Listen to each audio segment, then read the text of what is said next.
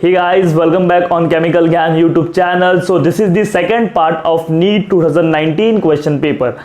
In first part, I have discussed the 25 question and remaining 20 question we are going to discuss in this video. So before starting with the question, be ready with your book and pen and note everything properly. So the 26th question is the magnet and permanganate ions are tetrahedral due to dash. एक चीज मैं आपको बता दूं, जितने भी मैंने 25 questions कराए थे पहले वीडियो में, हर एक क्वेश्चन का डिटेल्ड सोल्यूशन दिया था. सो इस क्वेश्चन में भी आपको डिटेल्ड सोल्यूशन मिलेगा. दैट्स व्हाई टाइम ज्यादा जा रहा है. मे बी वो 1 घंटे का वीडियो था, इस वीडियो को आधा घंटा 45 मिनट्स लग जाए, मुझे भी नहीं पता. भले ही टाइम ज्यादा है बट विद डिटेल्ड सोल्यूशन है. लेकिन जब आप खुद सॉल्व करोगे तो आपको फास्ट सॉल्व करना है. क्लियर हो गया? तो स्टार्ट करते हैं हम लोग 26th question. The manganate and permanganate ions are tetrahedral due to. So first of all you should know the structure of manganate and permanganate ion. देखो मैग्नेट आयन का स्ट्रक्चर क्या होता है? Mn. मैग्नेट आयन होता क्या है? MnO4-2 और ये होता है MnO4-1. परमैग्नेट है और ये क्या है? मैग्नेट. तो MnO4 टेट्राहेड्रल होते हैं. यस, देखो MnO4-2 and this is MnO4-1.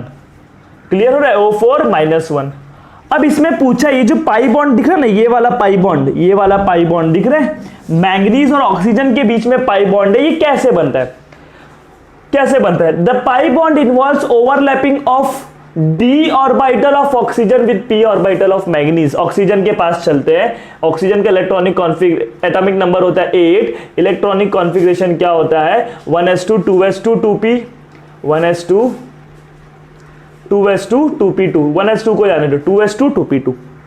Second orbit के अंदर ही ये क्या? सेकेंड ऑर्बिट के अंदर डी ऑर्बिटल्स होते हैं, डी सबशेल्स होते हैं. नहीं, ऑक्सीजन के पास तो डी है ही नहीं. तो the pi bonding involves overlapping of D orbitals. Possible ही नहीं है. ऑक्सीजन के पास डी होता नहीं. That means this is the incorrect option.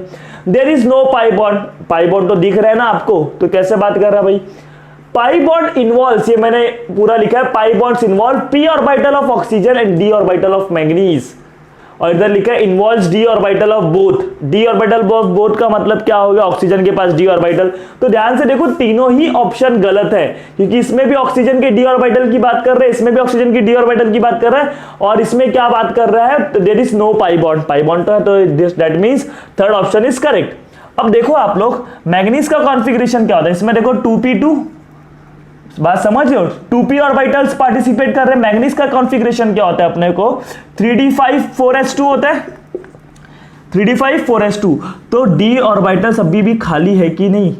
+6 state में है, +7 स्टेट में है, तो d ऑर्बिटल्स खाली हो जाएंगे कि नहीं?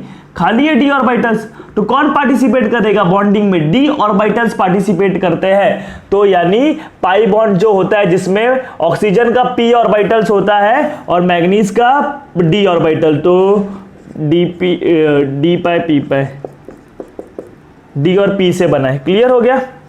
बहुत सिंपल सा था बच्चे लोग. ऑक्सीजन के पास तो D होता ही नहीं है, तो उसका तो P होगा. मैंगनीज का क्या होगा? D होगा, क्योंकि ये +6 में जाएगा तो इधर से इलेक्ट्रॉन और इधर से इलेक्ट्रॉन निकल जाएंगे. Is it clear? For a cell reaction involving 1 electron. एक सेल रिएक्शन है जिसमें 1 इलेक्ट्रॉन इन्वॉल्व है. कितना इलेक्ट्रॉन इन्वॉल्व है? 1. उसका जो वोल्टेज है, standard of the cell is 0.59 volt at 298 kelvin. The equilibrium constant for the cell reaction is, the equilibrium constant for the cell reaction is, number of electrons कितने हैं? 1. E standard of the cell दिया है. आपको एक चीज पता होना चाहिए, इक्विलिब्रियम कांस्टेंट दिया है ना, तो एट इक्विलिब्रियम पे क्या होता है? ई सेल क्या होता है बच्चे लोग? 0 होता है. एट इक्विलिब्रियम ई सेल क्या होता है? 0 होता है. और Q का value is equal to K equilibrium. At equilibrium E cell क्या होता है? 0 होता है. एंड Q कोएफिशिएंट का वैल्यू, ये कोएफिशिएंट का वैल्यू किसके बराबर होता है? इक्विलिब्रियम के बराबर होता है. इतना पता है. अब आप फॉर्मूला लगा दो, E cell is equal to E standard of cells minus 0.059 upon n log of equilibrium. Clear हो गया? तो फॉर्मूला लगाने के बाद आपका आंसर क्या आ जाएगा? आ जाएगा इजीली. तो देखो ई सेल क्या होता है? ई सेल क्या होता है? E standard of cell minus 0.059 upon n log to the base 10 के इक्विलिब्रियम।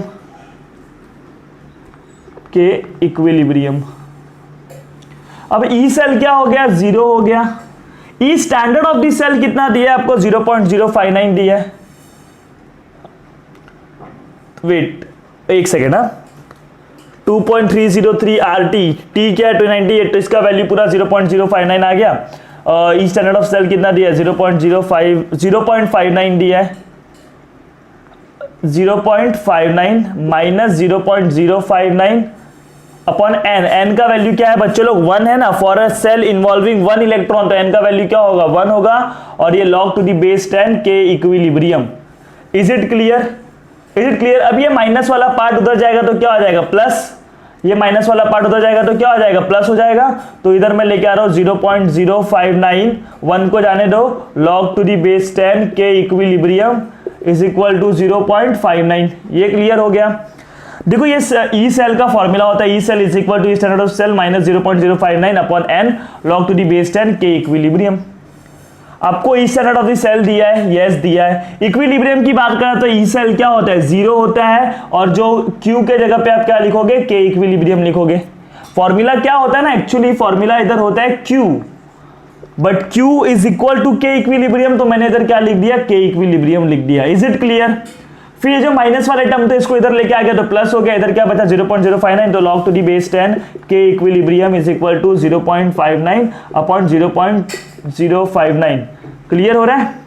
तो ये 1/, ये टोटल कितना आ जाएगा, 10 आ जाएगा।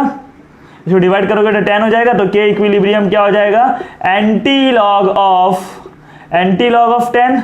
आपको मालूम है एंटी लॉग निकालते रहो, जो ये नंबर रहता है वो पावर में चली जाता है, यानी के इक्विलिब्रियम का वैल्यू क्या आएगा, 10⁻10।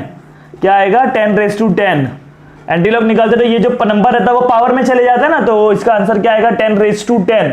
क्या इधर कोई 10⁻10 है क्या, 1 × 10⁻2 है, 10⁻5 है, 10⁻10। देखो 1 × 10⁻10 मतलब वही हुआ ना, 10⁻10। Is it clear. दोनों क्वेश्चन समझा, बहुत ही इजी था बच्चे लोग। ई सेल दिया, ई सेल 0 हो जाएगा और log Q के जगह पे क्या लिखोगे, log के इक्विलिब्रियम। बाकी आपको n का वैल्यू दिया है फॉर 1 इलेक्ट्रॉन, फॉर्मूला पता होता आप इजीली कर जाते। Is it clear. तो इसको प्रॉपरली आप नोट कर लो। So students, the next question is a gas at 350 Kelvin and 15 bar has molar volume 20% smaller than that of an ideal gas under the same condition। ये states of matter gaseous state से question है। देखो बहुत simple सा question है। The correct option about the gas and its compressibility factors। ये question का answer देखो, एक गैस है, रियल गैस, बात समझ रहे हो, जिसका volume, molar volume 20% less then है किससे, आइडियल गैस थे। सो कंप्रेसिबिलिटी फैक्टर की बात करें तो कंप्रेसिबिलिटी फैक्टर यानी Z का जो फॉर्मूला होता है वो volume real upon volume ideal होता है। Volume real upon volume ideal होता है। एक second, volume real upon volume ideal होता है।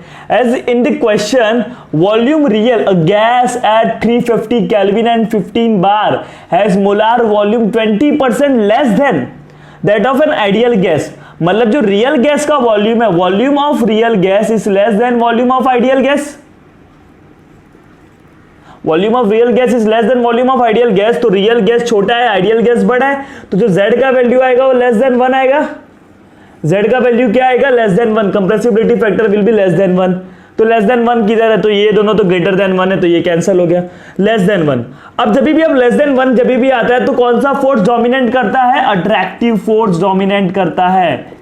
अट्रैक्टिव फोर्स क्या करेगा, डोमिनेट करेगा। Is it clear. जो गैस के बीच में फोर्स ऑफ अट्रैक्शन होगा वो क्या होगा, ज्यादा होगा as compare to force of repulsion when Z का वैल्यू इज लेस देन 1। कैसे निकालते हैं, volume real upon volume ideal. Volume real is less than volume ideal, देखो ना दिया है बच्चों, 20% लेस देन है, तो Z का वैल्यू क्या आ रहा है, ये छोटा है ये बड़ा है, दैट मीन्स लेस देन 1 आएगा और अट्रैक्टिव फोर्स क्या होगा, डोमिनेंट होगा। So that means fourth option is correct. मिल गए 4 marks. Which will make the basic buffer, कितना सिंपल सा क्वेश्चन है। देखो बेसिक बफर के लिए कंडीशन क्या होता है, बेसिक बफर का कंडीशन क्या होता है, बेसिक बफर का कंडीशन होता है बच्चे लोग week base plus its salt, week base plus its salt. क्या होना चाहिए? वीक बेस होना चाहिए और उसका सॉल्ट होना चाहिए, जैसे कि ammonium hydroxide and ammonium chloride. Is it clear? तो अगर आप ऑप्शन में देखोगे, ऑप्शन में अगर आप ध्यान से देखोगे तो 50 ml of 0.1 molar NaOH, NaOH is a strong base, 50 ml of 0.1 molar CH3COH, 100 ml of, ये भी NaOH स्ट्रॉन्ग बेस है, इधर भी NaOH स्ट्रॉन्ग बेस है, लेकिन इधर देखो NH4OH ammonium hydroxide weak base है ना, तो ये क्या है बच्चे लोग? वीक बेस है। That means this option is correct. आप अगर इसमें चाहे तो मिलीमोल भी निकाल सकते हो, जैसे कि 100 है इंटू 0.1, कितना आता है मल्टीप्लाई करने पे? 10 आंसर आता है, 10 मिलीमोल, और इसका कितना आता है? 20, और ये 0.1, यानी कितना आता? 20 आता। आप सब में मिलीमोल निकाल सकते थे और मिलीमोल के बेसिस पे भी आप पता कर सकते थे कि बेसिक बफर कौन सा है। बट अगर आपको ऑप्शन में क्लियर दिख रहा है कि अमोनियम हाइड्रोक्साइड एक ही ऑप्शन में है, बाकी सब में NaOH है, as you know ammonium hydroxide is weak base, और बेसिक बफर का कंडीशन ही क्या होता है? Weak base plus its salt. तो इसमें वीक बेस कौन सा है? अमोनियम हाइड्रोक्साइड है, दैट्स व्हाई एसिड स्ट्रॉन्ग रहेगा, चलेगा। तो अभी दोनों के बीच में रिएक्शन होगा तो अमोनियम क्लोराइड बनेगा कि नहीं? That's why the third option is correct. Basic buffer का कंडीशन है, ये आपको पता होना चाहिए, इक्विलिब्रियम का क्वेश्चन है। For an ideal solution the correct option is, तो सबसे पहली बात फॉर एन आइडियल सोल्यूशन समझ लो, तो आइडियल सोल्यूशन जो बनने का प्रोसेस होता है वो कैसा होता है बच्चे लोग? स्पॉन्टेनियस प्रोसेस होता है। Formation of ideal process, formation of ideal solution is a spontaneous process, एक स्पॉन्टेनियस प्रोसेस होता है जिसमें जो गिब्स फ्री एनर्जी होता है delta G, change in Gibbs free energy should be less than 0, 0 से कम होना चाहिए। ये अपना एंट्रोपी क्या होता है? डेल्टा एस ग्रेटर देन 0 होता है। चेंज इन वॉल्यूम क्या होता है? 0 होता है। और चेंज इन एंथैल्पी क्या होता है? चेंज इन एंथैल्पी क्या होता है? वो भी 0 होता है। ये जिसमें रहा वो क्या होगा? आइडियल सोल्यूशन का करेक्ट ऑप्शन होगा। डेल्टा जी लेस देन 0 होना चाहिए, लेकिन इधर देखोगे डेल्टा जी इक्वल टू 0 मतलब ये एक इनकरेक्ट ऑप्शन है। Delta S should be greater than 0, entropy ज्यादा होना चाहिए, ये भी 0 के इक्वल है, ये भी करेक्ट ऑप्शन है। डेल्टा वी क्या होना चाहिए? Change in volume, volume change नहीं हो रहा जब आप आइडियल सोल्यूशन बनाते हो, तो वो भी 0 होना चाहिए। ये कंडीशन है, याद कर लो। आइडियल सोल्यूशन का कंडीशन है delta G less than 0, delta S. अगर आपको नहीं याद है तो अभी याद कर लो। क्लियर हो गया ना बच्चे लोग? क्योंकि आपका एप्लीकेशन से मतलब है, इसको याद कर लो फिर आप क्वेश्चन सॉल्व कर जाओगे। तो डेल्टा वी क्या होना चाहिए? इक्वल टू 0 होना चाहिए, बट इधर क्या लिखा है? Delta V of mixture is not equal to 0, मतलब ये भी इनकरेक्ट है। तो चौथा option delta H is 0, yes, तो this is correct option. So ये सारे कंडीशन है आइडियल गैस बनने के, आइडियल सोल्यूशन बनने के। Is it clear to all of you? तो इसको प्रॉपरली नोट कर लो guys. So guys the next question is, what is the correct electronic configuration of central metal atom in complex potassium hexacyanoferrate? K4Fe6 में जो central atom है, central atom कौन है? Fe है, उसका कॉन्फ़िगरेशन क्या है? On the basis of crystal field theory. CFT का फुल फॉर्म क्या होता है? Crystal field theory. अगर आपको ये थियरी आता होगा कोऑर्डिनेशन कंपाउंड्स का, बहुत इंटरेस्टिंग और बहुत इंपॉर्टेंट थियरी है। ये हो गया वैलेंस बॉन्ड थियरी हो गया, जिसपे क्वेश्चंस आते हैं कोऑर्डिनेशन कंपाउंड्स में। अगर आपको आता होगा तो आपको 4 मार्क्स इजीली मिल जाएगा, बिकॉज कोई भी डिफिकल्ट क्वेश्चन नहीं है, एकदम सिंपल क्वेश्चन है। बस क्या आपको वो थियरी आना चाहिए। सो K4Fe6 ना, तो सेंट्रल मेटल एटम कौन है इसमें? सेंट्रल मेटल एटम कौन है CM में? वो कौन है? Fe है। Fe का ऑक्सीडेशन स्टेट निकाल लो, तो ये हो जाएगा +4, ये हो जाएगा -6, उधर जाएगा -2, उधर जाएगा तो +2। ऑक्सीडेशन स्टेट होप आप लोग को निकालने आता होगा। Is it clear? तो इधर कितना हो जाएगा? -2, इधर देखो ये क्या हो जाएगा? +4, ये हो जाएगा x, ये हो जाएगा -6 इज इक्वल टू 0, और अब x को उधर लेके जाओगे तो कितना हो जाएगा? +2 हो जाएगा। मतलब Fe का कॉन्फ़िगरेशन क्या है? +2 है। तो देखो ऑक्सीडेशन स्टेट क्या है? +2। पहले Fe का कॉन्फ़िगरेशन क्या होता है? 3d6 होता है, 4s2 होता है। लेकिन अभी Fe किसमें है? ये कंपाउंड में किसमें? +2 ऑक्सीडेशन स्टेट में। Fe कंपाउंड में कौन से ऑक्सीडेशन स्टेट में है? +2। तो +2 मतलब क्या? 2 इलेक्ट्रॉन निकल गए, तो इलेक्ट्रॉन किस में से निकलेंगे? 4s में से निकलेगा ना, बिकॉज ये आउटर है, 4 आउटर है, तो 4s में कितना बचा? 0 बचा। अब क्रिस्टल फील्ड थियरी लगाना है। पता है हेक्सासाइनो 6 लिगेंड है ना, 6 लिगेंड है, मतलब ये कौन सा कॉम्प्लेक्स है? Octahedral. Which complex is this? Octahedral complex. आपको मालूम है डी ऑर्बिटल्स 5 टाइप के होते हैं। चलो जिसको नहीं पता वो भी थोड़ा देख लो। डी ऑर्बिटल्स 5 टाइप के होते हैं, 1 2 3 4 5। क्लियर हो रहा है? जिसमें से 3 जो होते हैं उसको हम लोग T2G बोलते हैं और 2 को हम लोग क्या बोलते हैं? EG बोलते हैं। T2G और EG।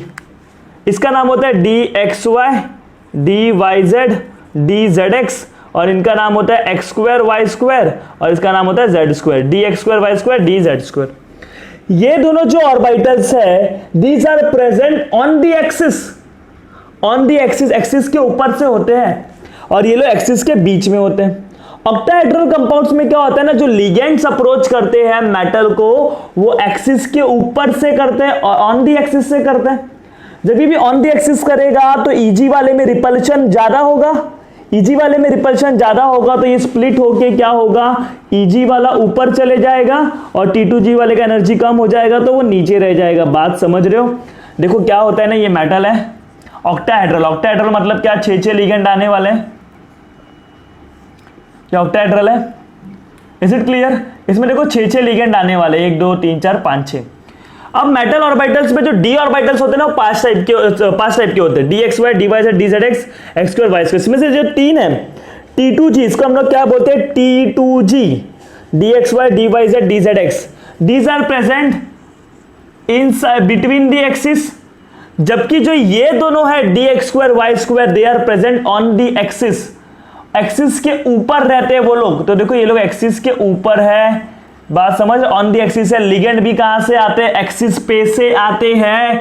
क्लियर हो गया? जो ऑर्बिटल एक्सिस के ऊपर है और लिगेंड भी एक्सिस के ऊपर से आ रहे हैं तो इन दोनों में रिपल्शन ज्यादा होगा EG वाले में, तो ये ऊपर चले जाएगा, T2G वाला नीचे रह जाएगा। क्लियर हो रहा है? T2G वाला कहां रह जाएगा? नीचे।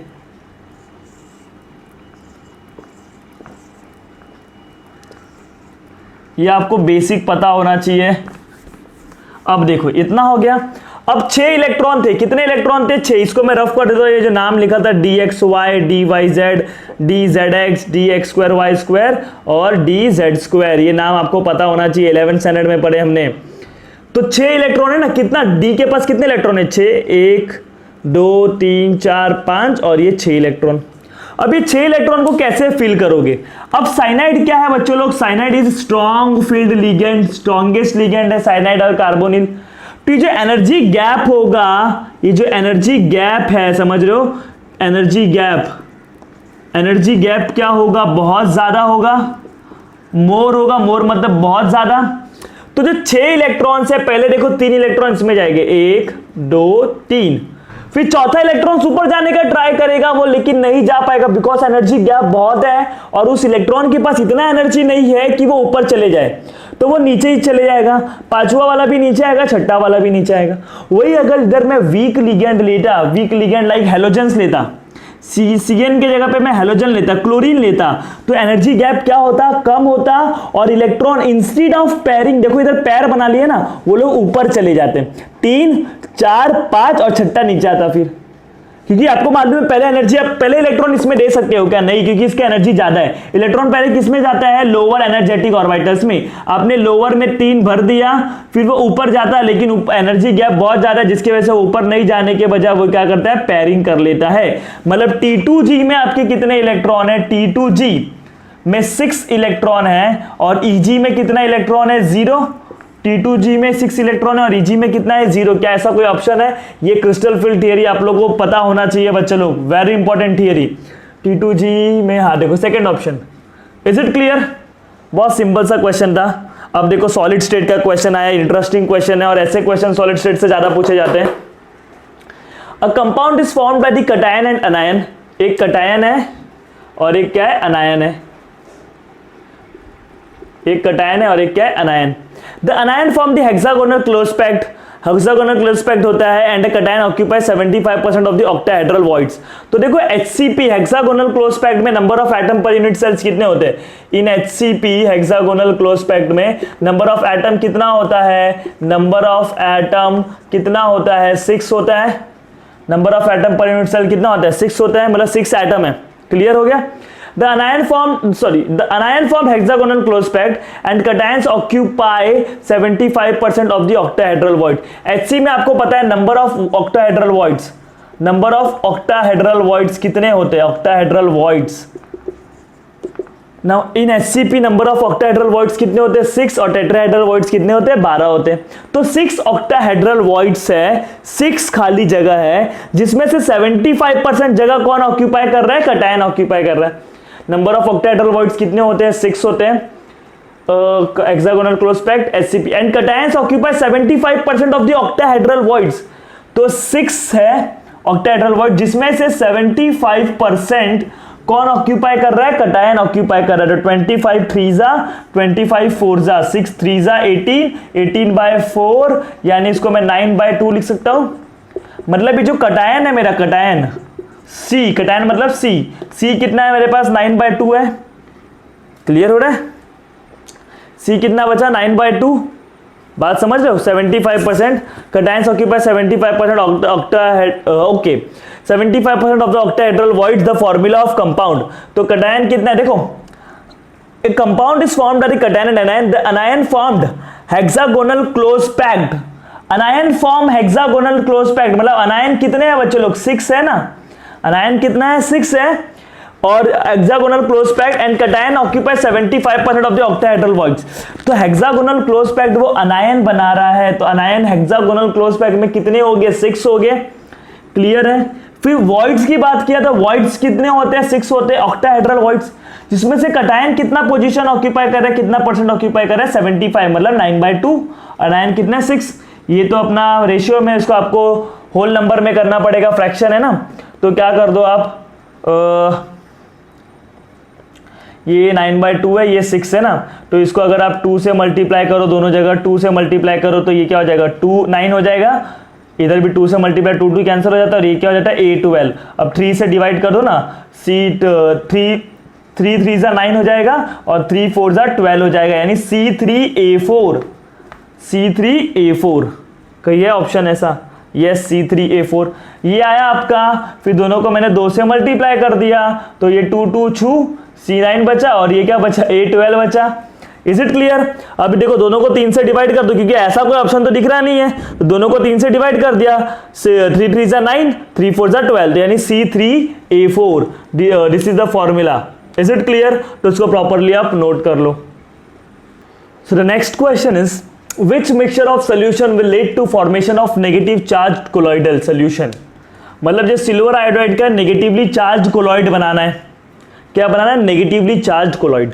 तो देखो क्या होता है ना, सिल्वर नाइट्रेट लिया है आपने और पोटेशियम आयोडाइड लिया है, तो AgI बनेगा और पोटेशियम नाइट्रेट बनेगा. Is it clear? Displacement reaction होगा. आपको क्या पता? नेगेटिवली चार्ज कोलॉइडल मतलब ये जो सिल्वर आयोडाइड है, इसके ऊपर आयोडाइड आयन, बात समझ रहे? आयोडाइड आयन आके क्या होंगे? एड्सॉर्ब होंगे. तो क्या बनेगा? Negative charge colloidal. मतलब क्या होगा? AgI है, उसके ऊपर नेगेटिवली चार्ज आयोडाइड आके क्या होंगे? एड्सॉर्ब होंगे. Is it clear? ये बनाना. तो ये बनाने के लिए आपके पास आयोडाइड का concentration should be more.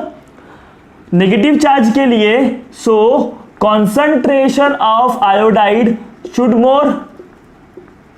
be more, ज्यादा होना चाहिए. अब देख लो किसमें concentration of iodide ज्यादा है. 0.1 मोलर 0.1 मोलर इक्वल कॉन्सेंट्रेशन है, तो ये ऑप्शन नहीं चलेगा. 2 मोलर 1.5 मोलर ये तो कम हो गया, तो ये तो बिल्कुल नहीं चलेगा. 1 मोलर 2 मोलर KI ये एक है, और 1 मोलर AgNO3 और 1.5 मोलर KI. बात समझ रहे हो? 1 मोलर AgNO3 और 1.5 मोलर KI, ये दोनों में KI का कॉन्सेंट्रेशन ज्यादा है. But correct option is first. Why first? Because देखो, अगर सेकंड ऑप्शन में देखोगे, एक्सेस ऑफ KI है ना, बहुत ज्यादा KI है. इफ कॉन्सेंट्रेशन क्या होगा? एक्सेस होगा, बहुत ही ज्यादा होगा, तो उसकी वजह से क्या होता है? कोएगुलेशन होता है.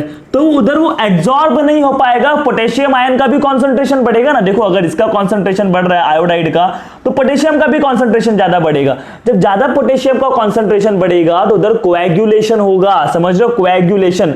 तो उसको अवॉइड करने के लिए आपको नेगेटिव चार्ज कोलॉइड बनाना होता है. तो स्लाइटली हाइयर कॉन्सेंट्रेशन होना चाहिए। तो इसमें देखो स्लाइटली है, इसमें जबकि डबल है, 1 है इधर 2 है, बहुत ज्यादा है तो इधर क्या होगा, कोएगुलेशन होगा, इधर क्या होगा, कोएगुलेशन।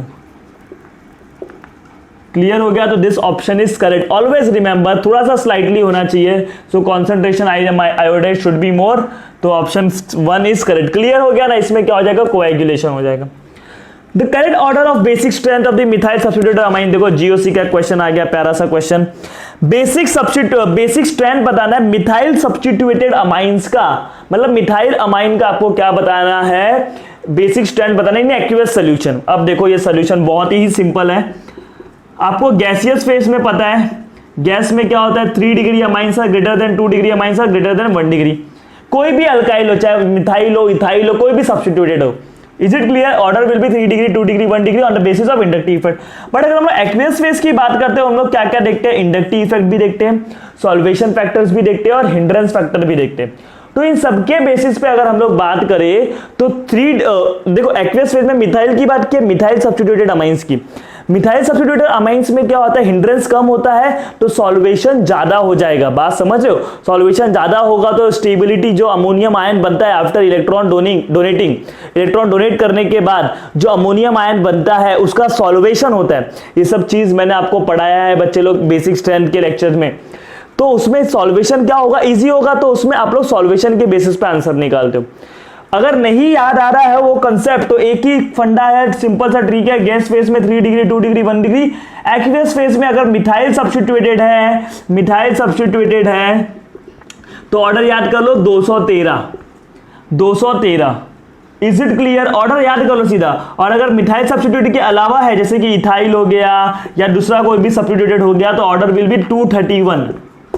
आपको इतना तो पता है ना कि एक्वियस में 2 डिग्री अमाइंस आर स्ट्रॉन्गर, क्योंकि वो सब उसमें देखो जितने भी फैक्टर्स है सब सुटेबल होते हैं, चाहे वो अपना सॉल्वेशन फैक्टर हो, चाहे वो अपना इंडक्टिव इफेक्ट हो, चाहे वो हिंड्रेंस हो, वो सब में क्या होता है, सुटेबल होता है। इसलिए एक्वियस में इतना आपको पता है कि 2 डिग्री अमाइन सबसे स्ट्रॉन्गर होता है।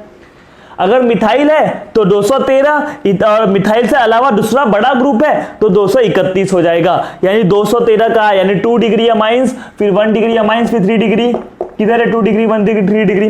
देखो अगर इस ऑप्शन में देखोगे तो सबसे स्ट्रॉन्गर 1 डिग्री को दिया, जो कि पॉसिबल ही नहीं है। सबसे स्ट्रॉन्गर कौन होता है, 2 डिग्री। इधर भी स्ट्रॉन्गर किसको दिया है बच्चों लोग, 1 डिग्री को दिया है, तो ये दोनों ही ऑप्शन गलत है। इसमें देखो स्ट्रॉन्गर किसको दिया है, 3 डिग्री को दिया है, तो ये भी गलत है। ये ऑप्शन करेक्ट है, 2 डिग्री 1 डिग्री 3 डिग्री। अगर आपको बस इतना भी पता होता तो आप ये वाला क्वेश्चन कर जाते कि हाँ 2 डिग्री सबसे स्ट्रॉन्गर होता है, और एक पहला ही ऑप्शन है जिसमें 2 डिग्री सबसे स्ट्रॉन्गर है। Is it clear to all of you? तो इसको भी बच्चे लोग प्रॉपरली नोट कर लो, और ये चीज याद रखना हमेशा के लिए काम आएगा। क्लियर हो गया? ये वाला भी समझा, concentration should not be more, ज्यादा बहुत ज्यादा नहीं होना चाहिए, थोड़ा सा ज्यादा होना चाहिए। देखो ये डबल हो गया, डबल होने की वजह से कोएगुलेशन हो जाएगा, जिसकी वजह से नेगेटिवली चार्ज कोलॉइड नहीं बन पाएगा। Is it clear to all of you? तो इसको प्रॉपरली नोट कर लो। So guys, the next question is match the xenon compound in column 1 with its structure in column 2। So these are the xenon compounds और उनका structure दिया है column 2 में, तो आपको मैच करना है करेक्ट स्ट्रक्चर के साथ। बहुत सिंपल क्वेश्चन है, ये अपना पी ब्लॉक से उठाया गया क्वेश्चन है। तो देखो क्या है, xenon टेट्राफ्लोराइड। अब इसका स्ट्रक्चर आप खुद ही सोचो, xenon के आउटर मोस्ट में कितने इलेक्ट्रॉन्स होते हैं, xenon is noble gas, outer most में कितना इलेक्ट्रॉन्स होता है, 8। देखो स्ट्रक्चर बनाओ ना, 8 इलेक्ट्रॉन्स होते हैं। तो 1 2 3 4 5 6 7 8। क्लियर हो गया? 4 फ्लोरीन है, फ्लोरीन की वैलेंसी कितनी होती है, 1 होती है। 6 आउटर मोस्ट में 7 होते हैं, वैलेंसी कितना होता है, 1।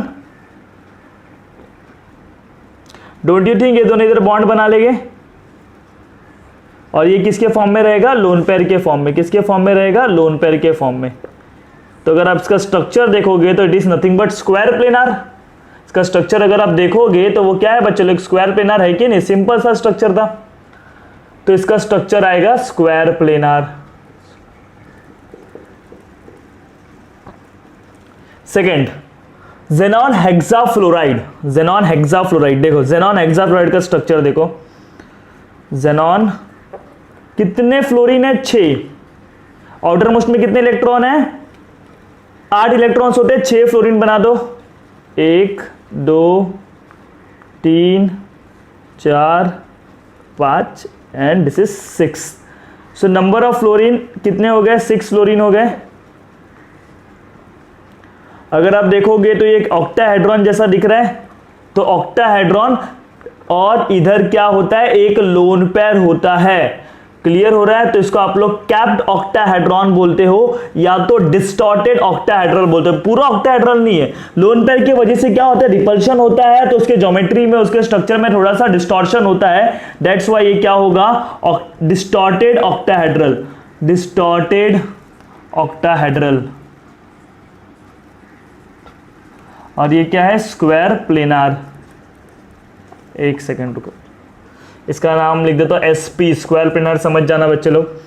Now the third structure is xenon oxy tetrafluoride. देखो xenon ऑक्सी टेट्राफ्लोराइड, xenon बनाओ, 4 फ्लोरीन बना दो. बना दिए. 4 इलेक्ट्रॉन यूज हो गए. 2 इलेक्ट्रॉन किसके साथ चले गए? ऑक्सीजन के साथ. तो 4 2 6 यूज हो गए, तो एक बचा लोन पेयर के फॉर्म में. तो अगर इसका मैं, ये कुछ ऐसा होगा नीचे स्क्वायर के जैसा और ऊपर कैसा होगा? पिरामिड जैसा दिख रहा है कि नहीं? तो ये कौन सा है? स्ट्रक्चर है इसका स्क्वायर पिरामिडल.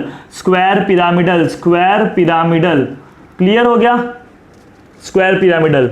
और xenon ट्राइऑक्साइड. xenon ट्राइऑक्साइड का स्ट्रक्चर देखते हैं कैसा होगा.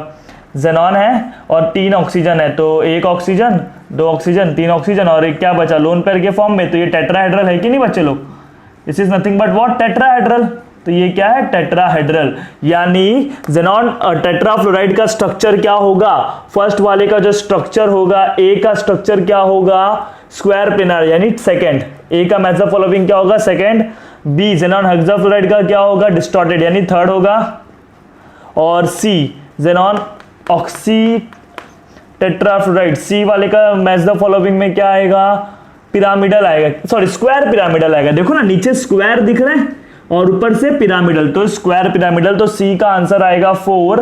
और जो xenon ऑक्सी, ये पिरामिड दिख रहा है कि टेट्राहेड्रल यानी पिरामिड दिख रहा है कि नहीं? Is it clear? तो xenon ट्राइऑक्साइड का कितना आएगा? डी वाले का कौन सा आएगा? फर्स्ट. ये पिरामिडल भी है ना बच्चे लोग, tetrahedral pyramidal. Which of the following is not stable? आपको सिलिकॉन और जर्मेनियम, मतलब इनके कंपाउंड्स दिए हैं जिसमें देखो 6 अनायंस है. तो ये 6 चारों कंपाउंड में से which is not stable? Which is not stable? देखो, ड्यू टू प्रेजेंस ऑफ, इसका आंसर मैं बताता हूं. Due to presence of vacant D orbital. Vacant D orbital, इन सबके अंदर सिलिकॉन हो, कार्बन फैमिली के अंदर सिलिकॉन, जर्मेनियम, टीन, लीड, सबके अंदर क्या होता है? वैकेंट डी ऑर्बिटल होता है. Due to presence of vacant D orbital, silicon, germanium, tin, they form compounds like silicon hexafluoride, SNOH. But इधर जो है सिलिकॉन हेक्साक्लोराइड, ये पॉसिबल नहीं है. ये भी पॉसिबल है. Why this is not possible? ये क्यों पॉसिबल नहीं है? बिकॉज देखो, क्लोरीन का साइज बड़ा है तो उसमें क्या होगा? रिपल्शन होगा.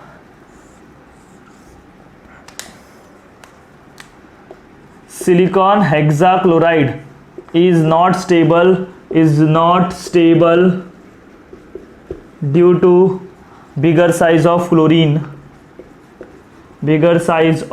क्लोरीन. It feels repulsion. समझ रहे हो? रिपल्शन फील होता है उसके अंदर. आप ही सोचो ना बच्चे लोग, फ्लोरीन छोटा है लेकिन क्लोरीन कैसे बड़े बड़े हैं. तो अगर 6 क्लोरीन हो गए, इज इट क्लियर? 6 क्लोरीन हो गए सिलिकॉन के अगल बगल, तो स्ट्रक्चर को क्या बना देगा? हाईली अनस्टेबल बना देगा. 6 फ्लोरीन चलेंगे. वाई? बिकॉज फ्लोरीन छोटा होता है ना. और ये 6 अनायन कैसे बना? 6 मतलब 6 के साथ इसने बॉन्डिंग कैसे किया? कॉन्फ़िगरेशन तो क्या होता है इनका? NH2NP2 होता है. आपको भी पता है कॉन्फ़िगरेशन क्या होता है कार्बन फैमिली का? NH2NP2. बट ये लोग ने NH2NP2, क्योंकि इनके पास मतलब ये 4 बॉन्ड ही बना सकते हैं, बट इधर 6 बॉन्ड बनाया बिकॉज इनके पास क्या होता है? वैकेंट डी ऑर्बिटल होता है. वैकेंट डी ऑर्बिटल होने की वजह से ये लोग ऑक्टाहेड्रल कंपाउंड बना सकते हैं. मतलब ये कंपाउंड बना सकते हैं, बट ये वाला कंपाउंड नहीं बना सकते। Why? Because this is unstable. Why this is unstable? Because chlorine का बड़ा बड़ा साइज है, जिसकी वजह से क्या होता है, रिपल्शन होता है। तो बहुत ही सिंपल सा क्वेश्चन थे ये दोनों, तो इसको प्रॉपरली आप नोट कर लो। So the next question is the mixture that form maximum boiling azeotrope is. 4 mixture है, तो मैक्सिमम बॉइलिंग एजियोट्रोप इन सब में से कौन बनाएगा? सिंपल फंडा है, देखो मैक्सिमम बॉइलिंग एजियोट्रोप का मतलब क्या होता है? मैक्सिमम बॉइलिंग एजियोट्रोप कौन बनाते हैं? जो नेगेटिव डेविएशन दिखाते हैं, negative deviation from ideal behaviour, negative deviation from ideal behaviour. ऐसे मिक्सचर जो कि नेगेटिव डेविएशन दिखाते हैं आइडियल बिहेवियर से, वो क्या बनाते हैं? Maximum boiling azeotrope. अब ये नेगेटिव डेविएशन का मतलब क्या होता है? देखो जब भी नेगेटिव डेविएशन हो रहा है, negative deviation from ideal behaviour, उसका मतलब क्या? वेपर प्रेशर कम हो रहा है। वेपर प्रेशर क्या है? कम है। तो नेगेटिव डेविएशन, इसका मतलब क्या है? Vapour pressure is less. Vapour pressure कम हो रहा है, वेपर प्रेशर कम होगा तो अमाउंट ऑफ वेपर भी क्या होगा? कम होगा कि नहीं? अमाउंट ऑफ वेपर प्रेशर क्या हो रहा है? कम हो रहा है, तो अमाउंट ऑफ वेपर भी क्या होगा? कम होगा। तो अमाउंट ऑफ वेपर कम होगा, तो इसका मतलब क्या है? Force of interaction, force of attraction between the mixture is more. Force of attraction क्या है? ज्यादा है। देखो मैक्सिमम बॉइलिंग एजियोट्रोप मतलब क्या? Negative deviation from ideal behaviour. Negative deviation ideal behaviour कब दिखाता है? जब वेपर प्रेशर कम होता है। कब दिखाता है? जब वेपर प्रेशर कम होता है। वेपर प्रेशर वेपर प्रेशर कम है मतलब अमाउंट ऑफ वेपर क्या है? कम है। अमाउंट ऑफ वेपर कब कम होगा? जब उन मिक्सचर के बीच में फोर्स ऑफ अट्रैक्शन क्या होगा? ज्यादा होगा। तो देख लो ये चारों में किसमें फोर्स ऑफ अट्रैक्शन ज्यादा है? यही ना, फोर्स ऑफ अट्रैक्शन ज्यादा होगा। तो फोर्स ऑफ अट्रैक्शन ये चारों में किसमें ज्यादा है? अगर पहले मैं वाटर और नाइट्रिक एसिड की बात करूं तो इनमें हाइड्रोजन बॉन्डिंग होता है, यस। इथेनॉल और वाटर में भी हाइड्रोजन बॉन्डिंग होता है। एसीटोन और कार्बन डाइसल्फाइड, इसमें नॉर्मल क्या होता है बच्चे लोग? Van der Waals force of attraction, और इसमें भी क्या होता है? Van der Waals force of attraction. As you know hydrogen bonding का फोर्स ऑफ अट्रैक्शन ज्यादा होता है as compare to van der Waals. तो ये दोनों ऑप्शन तो निकल गए, क्योंकि ये दोनों में van der Waals force of attraction है। फोर्स ऑफ अट्रैक्शन किसमें ज्यादा होता है? हाइड्रोजन बॉन्डिंग वाला अट्रैक्शन ज्यादा होता है ना, स्ट्रॉन्ग होता है। अब ये वाटर और नाइट्रिक एसिड है, मेरा आंसर आएगा वाटर नाइट्रिक एसिड वाला, क्योंकि इथेनॉल और वाटर में हाइड्रोजन बॉन्डिंग कम है एज कंपेयर टू वाटर और नाइट्रिक एसिड। देखो एक तो वाटर खुद एक दूसरे के साथ क्या होते हैं? वाटर में क्या होता है? हाइड्रोजन बॉन्डिंग होता है।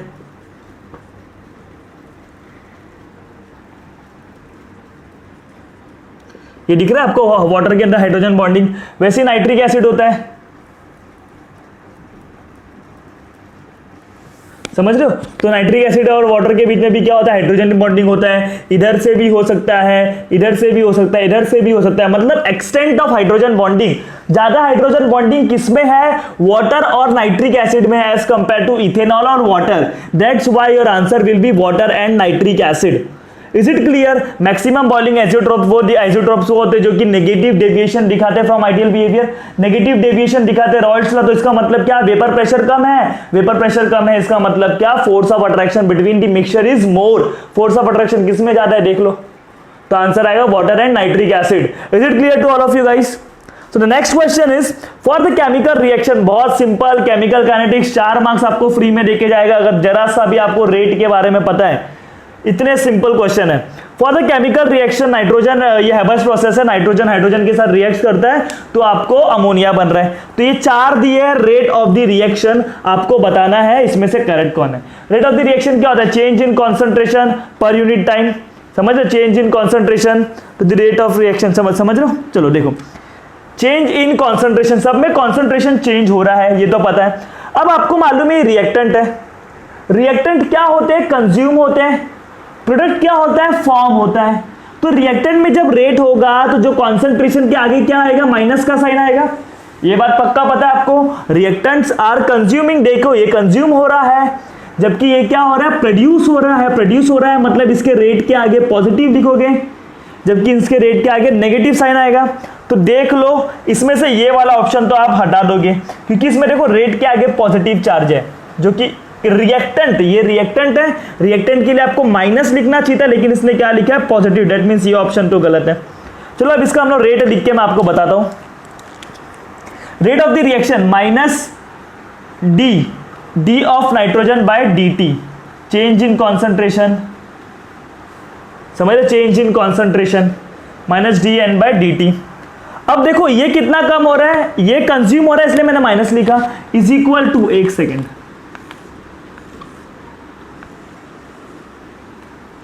Minus dN by dt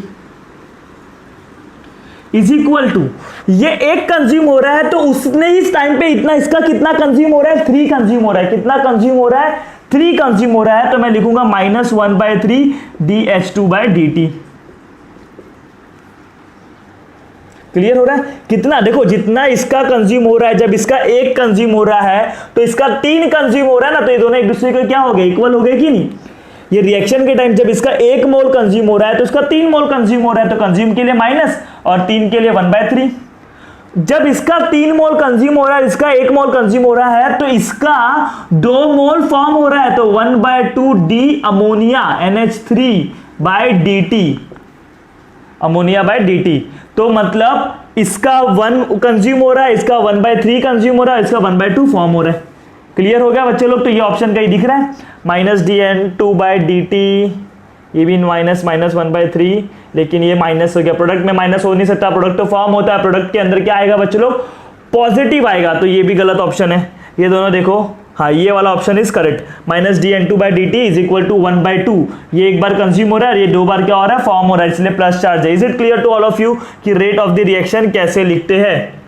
is it clear? बहुत सिंपल सा था, 4 मार्क्स मिल जाएंगे आपको। अब देखो ये थियरी बेस्ड है, पॉलीमर से द बायोडिग्रेडेबल पॉलीमर इज, इसका answer is nylon 2 nylon 6, answer is nylon 2 nylon 6। Clear हो गया, बहुत सिंपल था। 2 आपको एक पीएच बीवी भी है, पॉलीहाइड्रोक्सी ब्यूटाइलेट कोवैलेरेट। अब 40 क्वेश्चंस देखो, इसका क्या, ये भी बहुत सिंपल है। Which of the following series of the transition in the spectrum of hydrogen atom fall in visible region, इसमें से कौन सा जो है विजिबल रीजन में फॉल करता है? आपको मालूम है लेमान का यूवी होता है, बाल्मर का विजिबल होता है, जबकि पास्चन और ब्रैकेट का क्या होता है, इंफ्रारेड होता है। तो इसमें आंसर आएगा बाल्मर सीरीज, जो कि विजिबल रेंज में आता है। बाल्मर सीरीज किस में आता है? विजिबल रेंज में। लेमन तो यूवी में आता है, ये दोनों किस में आते हैं? इंफ्रारेड रीजन में आते हैं। So correct answer is Balmer series. Is it clear to all of you? तो ये तो दोनों थियरी बेस्ड है, ये आपको पता होना चाहिए। इसमें भी ज्यादा लॉजिकल नहीं था, ये आपको रेट इक्वेशन लिखने आता होगा तो आप इजीली 4 मार्क्स लेके जाओगे। ये थोड़ा आपको पता होना चाहिए। क्लियर हो गया? तो इसको प्रॉपरली नोट कर लो। The next question is in which case the change in entropy is negative. सबसे पहली बात आपको एंट्रोपी का मतलब पता होना चाहिए। What is entropy? एंट्रोपी का मतलब क्या होता है? रैंडमनेस। एंट्रोपी का मतलब क्या होता है? रैंडमनेस होता है। मतलब फॉर एग्जांपल इधर आप लिक्विड स्टेट में हो, कोई एक चीज इधर लिक्विड स्टेट में, फॉर एग्जांपल अपना वाटर, जिसको आप गर्म कर दिए तो वेपर बन जाएगा। तो लिक्विड स्टेट में मॉलिक्यूल कैसे थे? पास पास में थे, बट गर्म करने के बाद गैस बना और गैस में मॉलिक्यूल्स, वेपर में मॉलिक्यूल क्या हो गए? दूर दूर हो गए। मतलब रैंडमनेस क्या हो गया? बढ़ गया।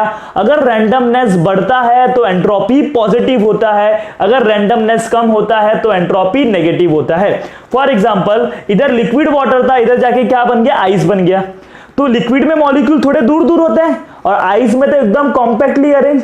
मतलब लेफ्ट से राइट में जब गया, वाटर से आइस बना, तब क्या हो गया? रैंडमनेस। रैंडमनेस मतलब कहीं भी तितर बितर। रैंडमनेस क्या हो गया? कम हो गया। रैंडमनेस कम हुआ मतलब एंट्रोपी कम हुआ, तो entropy will be negative. Is it clear? So देखो, इवेपोरेशन ऑफ वाटर, वाटर को इवेपोरेट कर रहे हो तो लिक्विड से क्या बन रहा है? गैस। रैंडमनेस बढ़ेगा तो एंट्रोपी क्या होगा? पॉजिटिव होगा। यस। एक्सपांशन ऑफ गैस, पहले गैस इतने से जगह में था, अब इतने जगह में हो गया, तो रैंडमनेस बढ़ गया ना।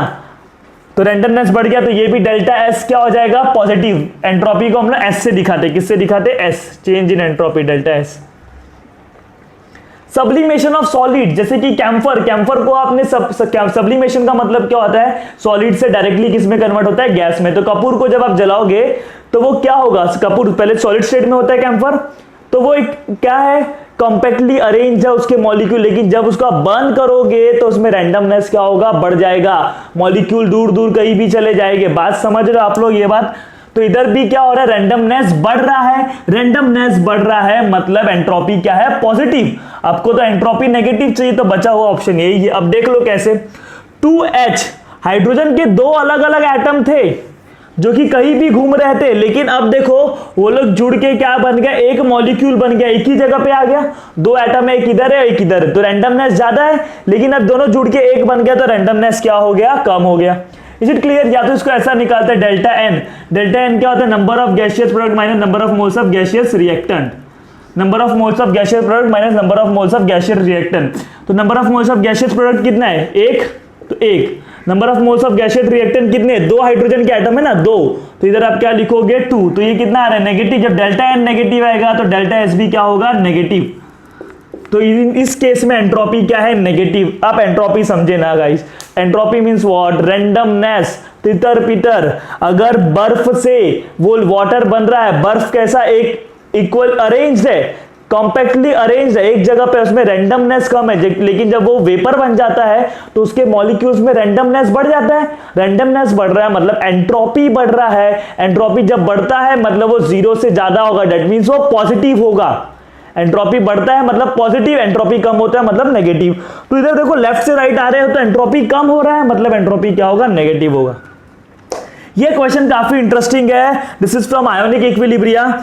pH of a saturated solution calcium hydroxide is 9। pH दिया है, solubility प्रोडक्ट की बारे में पूछा है, तो बहुत ही अच्छा क्वेश्चन है।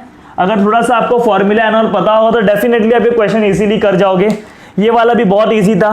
तो देखो solubility प्रोडक्ट की बात करें, पहले आप रिएक्शन लिखो, सोल्यूशन, ओके चलो, solution calcium hydroxide when dissociate it will form calcium ion and hydroxide ion। कितना हाइड्रोक्साइड बनाएगा, 2 हाइड्रोक्साइड बनाएगा। Is it clear? अब इसका सल्यूबिलिटी प्रोडक्ट निकालना है। सल्यूबिलिटी प्रोडक्ट का फॉर्मूला क्या होता है मैं आपको बताता हूं। सल्यूबिलिटी प्रोडक्ट क्या होता है, x raise to x y raise to y। मतलब ये x है तो x रेज टू x, ये जो x होता है ना ये ऊपर वाला, वो क्या होता है, कोएफिशिएंट नंबर, समझ रहे हो, वो ऊपर पावर में चले जाता है। y ये कितना है, OH है, उसके पावर में क्या चले जाएगा, 2 चले जाएगा। Is it clear? तो इसका सल्यूबिलिटी प्रोडक्ट अगर आप निकालोगे तो देखो कैसा निकलेगा, KSP। ध्यान से देखो, हाँ ये पहले क्या बचा, कैल्शियम आयन का कॉन्सेंट्रेशन, एक second, concentration of calcium ion, और इधर क्या बचा, concentration of OH minus ion, power में क्या चले जाएगा, 2 चले जाएगा, क्योंकि जो कोएफिशिएंट होता है वो कहां पर चले जाता है, पावर में चले जाता है। Is it clear? Is it clear? ये समझिए ना आप लोग, x raise to x y raise to y। अब मैं क्या मानता हूं, इसकी सल्यूबिलिटी को S मानता हूं। इसका सल्यूबिलिटी कितना है, 2S है, क्योंकि डबल है ना। इसका सल्यूबिलिटी S है तो इसका सल्यूबिलिटी कितना है, 2S। तो इसका जब प्रोडक्ट निकालोगे तो इधर आप रखोगे S, इधर रखोगे 2S। क्लियर हो रहा है, 2S का स्क्वायर। तो इसको जब सॉल्व करोगे तो 2 का स्क्वायर क्या होता है, 4s स्क्वायर, और इधर s रेज टू 1, तो टोटल कितना हो जाएगा, 4s क्यूब हो जाएगा। सल्यूबिलिटी प्रोडक्ट कितना आ गया, 4s क्यूब। कितने को ये समझा, देखो वापस मैं समझा देता हूं। सल्यूबिलिटी प्रोडक्ट बहुत सिंपल तरीका है। सल्यूबिलिटी प्रोडक्ट निकालने के लिए पहले आपको ये रिएक्शंस लिखने आने चाहिए। तो कैल्शियम हाइड्रोक्साइड डिसोसिएट होता है कैल्शियम आयन और हाइड्रोक्साइड आयन में। फिर सल्यूबिलिटी प्रोडक्ट का फॉर्मूला क्या था, KSP x raise to x into y raise to y। x raise to x मतलब क्या, ये जो x है उसके पावर में क्या जाएगा, ये x, ये जो पावर है वो is that is nothing but coefficient. तो y raise to y, y क्या है, OH माइनस, और इसका पावर है, पावर में कौन आएगा, कोएफिशिएंट, तो इसके पावर में कौन चले जाएगा, 2 चले जाएगा। तो x के जगह पे मैंने कैल्शियम रखा, पावर में 1 आएगा, लेकिन 1 को नहीं दिखाते। फिर y के जगह पे मैंने OH रखा, yes रखा, उसके पावर में मैंने क्या लिख दिया, 2 लिख दिया, जो इसका कोएफिशिएंट था। Is it clear? फिर इसके सल्यूबिलिटी को S माना, इसके सल्यूबिलिटी को 2S माना, क्योंकि डबल है, दिख रहा है आपको। तो इसमें रखा S 2S, इसको जब सॉल्व किया तो आंसर कितना आया, 4S क्यूब। लेकिन आपको इसमें न्यूमेरिकल वैल्यू चाहिए, आपको S निकालना पड़ेगा, S का वैल्यू निकालना पड़ेगा। तो आपके इसके लिए pH दिया है, दिख रहा है pH।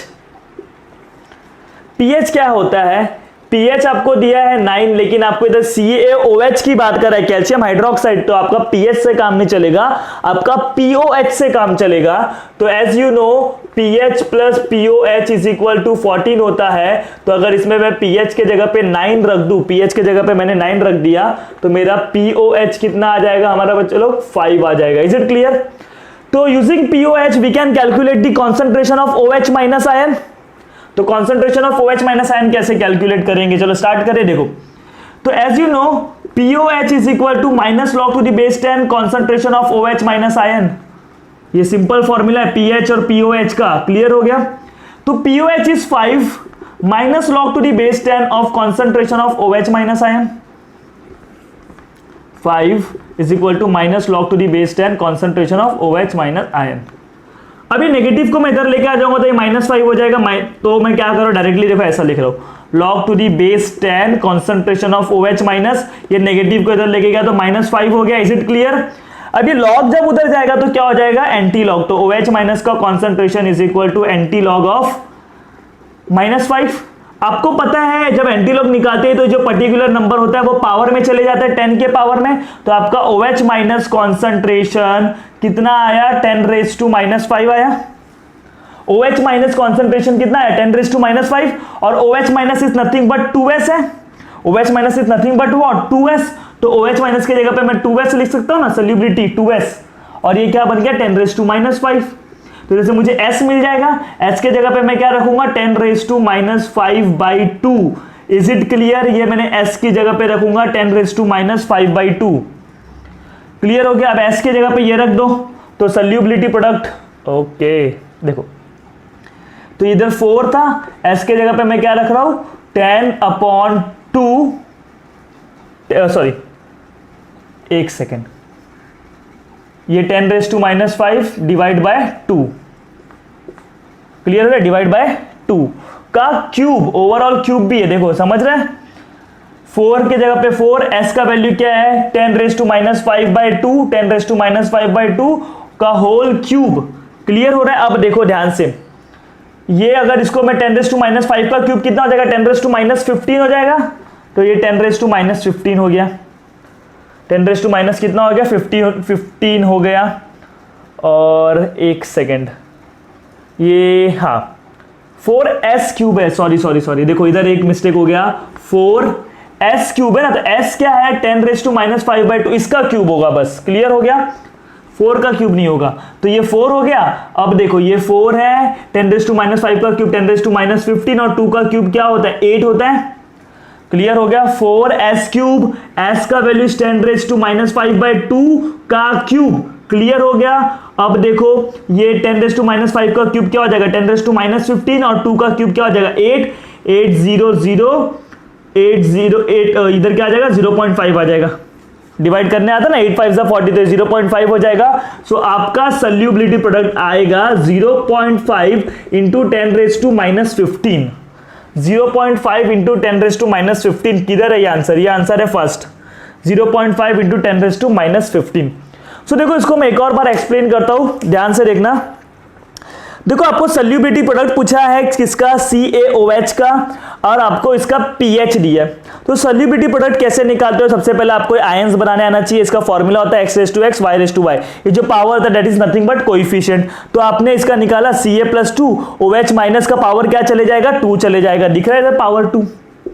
फिर इसका सॉल्युबिलिटी S है तो इसका सॉल्युबिलिटी डबल दिख रहा है ना, 2s। तो मैंने इसके जगह पे s रखा, इसके जगह पे 2s का स्क्वायर हो गया ये। तो ओवरऑल आंसर कितना आ गया, 4s क्यूब। आपने ये निकाल दिया। Now you have to calculate what soluble, ये जो s का वैल्यू है वो कैलकुलेट करना। ये कैलकुलेट करने के लिए आपको pH दिया है, तो आपने pH से क्या निकाला, POH निकाला। pH plus POH is equal to 14, तो POH कितना आया, 5 आया। POH का फॉर्मूला होता है minus log to the base 10 of concentration of OH minus ion, जिसको मैंने सॉल्व किया और सॉल्व करके मेरा आंसर आया OH minus is equal to 10⁻⁻5। OH minus is equal to 10⁻⁻5। अब OH माइनस की जगह पे मैंने 2s रख दिया, 2s रख दिया, तो जो इधर मल्टीप्लाई में डिवाइड में चले जाएगा। तो s का वैल्यू मिल गया, तो मैंने ये वैल्यू इधर रखा, 4 के जगह पे 4 है, s के जगह पे 10⁻⁵5/2 का क्यूब। 10⁻⁵5 का क्यूब कितना होता है, 10⁻⁻15, और 2 का क्यूब क्या होता है, 8। तो ये कैंसिल हो जाएगा, 0.5 इंटू 10⁻⁻15। होप आप लोग को ये वाला तो क्वेश्चन समझ गया होगा। इजी था, थोड़ा कैलकुलेशन था बट इजी था, तो इसको प्रॉपरली आप नोट कर लो। Guys these are the last 3 question. So this question is the method used to remove temporary hardness of water. ये तीनों ही थियोरेटिकल बेस्ड क्वेश्चन है। तो टेम्पररी हार्डनेस ऑफ वाटर कौन सा मेथड रिमूव करता है? Answer is Clark's method. ये जो तीनों है, कार्गन्स मेथड, आयन एक्सचेंज मेथड और सिंथेटिक रेजिन मेथड, ये लोग परमानेंट हार्डनेस रिमूव करते हैं, जबकि ये टेम्पररीली रिमूव करता है। That's why answer is Clark's method. Is it clear? Which one is the malachite from the following? ये चारों आपको फॉर्मूला दिया, मेलाचाइट का फॉर्मूला आपको लर्न होना चाहिए। तो this is nothing but malachite green colour का होता है। पता है कि नहीं आपको ये बात? मेलाचाइट। क्लियर हो गया बच्चे लोग? And the next question is, which of the following is an amphoteric hydroxide?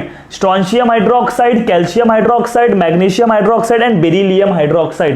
ये चारों में से which is amphoteric? Amphoteric का मतलब क्या होता है? जो एसिड और बेस दोनों का बिहेवियर दिखाते हैं। एम्फोटेरिक का मतलब पहले से क्या होता है वो समझ लो। एम्फोटेरिक का मतलब क्या होता है? एसिड और बेस दोनों का बिहेवियर दिखाता है। तो आपको मालूम है beryllium, magnesium, calcium, strontium, barium, radium, समझ रहे? तो डाउन द ग्रुप जब जाते हो आप तो बेसिक स्ट्रेंथ बढ़ता है। डाउन द ग्रुप जाते हो तो बेसिक स्ट्रेंथ बढ़ता है। Are you getting this? क्योंकि साइज बढ़ता है ना, मेटल का साइज बढ़ता है, मेटालिक कैरेक्टर बढ़ता है। As you know metal oxide and metal hydroxides are basic in nature. Metal oxides and metal hydroxides are basic in nature. तो डाउन द ग्रुप जाओगे तो बेसिक स्ट्रेंथ बढ़ेगा। मतलब इसका बेसिक स्ट्रेंथ सबसे कम है, तो इसका बेसिक स्ट्रेंथ क्या है? सबसे कम है। देखो ये हाइड्रोक्साइड है तो ये बेस है, बेसिक स्ट्रेंथ कम है, लेकिन इसमें तो मतलब इसमें एसिडिक स्ट्रेंथ भी क्या होगा? होगा कि नहीं? बेसिक स्ट्रेंथ कम है तो इसमें एसिडिक स्ट्रेंथ भी होगा। एसिडिक स्ट्रेंथ भी होगा, मतलब ये एसिड और बेसिक दोनों के जैसा बिहेवियर करेगा। दैट्स वाई इसको आप क्या बोलते हो? एम्फोटेरिक। और हाइड्रोक्साइड जो एसिडिक और बेसिक दोनों का बिहेव करता है। और अगर इसको आप HCl के साथ भी रिएक्शन करो तो ये रिएक्ट कर जाएगा बेस के साथ। सोडियम हाइड्रोक्साइड स्ट्रॉन्ग बेस है, उसके साथ भी रिएक्ट कर जाएगा। देखो beryllium hydroxide react with both HCl as well as NaOH। NaOH is a strong base, तो इधर वो कैसा काम कर रहा है? एसिड के जैसा काम कर रहा है। HCl इज एसिड, तो इधर वो किसके जैसा काम कर रहा है? बेस के जैसा काम कर रहा है। क्लियर हो रहा है? तो वो एसिड और बेस दोनों के साथ रिएक्ट कर सकता है, इसलिए इसको हम लोग क्या बोलते हैं? Amphoteric hydroxide. तो इधर से बेरिलियम क्लोराइड बन जाता है, इधर से ये वाला कंपाउंड बन गया। Is it clear? Is it clear?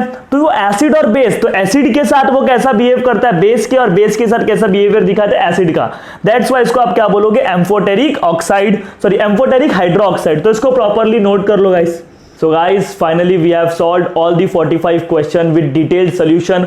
Hope आप लोगों को इस वीडियो से बहुत कुछ सीखने को मिला होगा। तो इस बार का जो नीट का पेपर आने वाला है उसमें आपको अपना बेस्ट करना है। So best of luck for your exam. अगर आपको ये वीडियो अच्छा लगा होगा तो वीडियो को लाइक करो, अपने दोस्तों के साथ शेयर करो। Till then bye, take care and thank you so much for watching this video.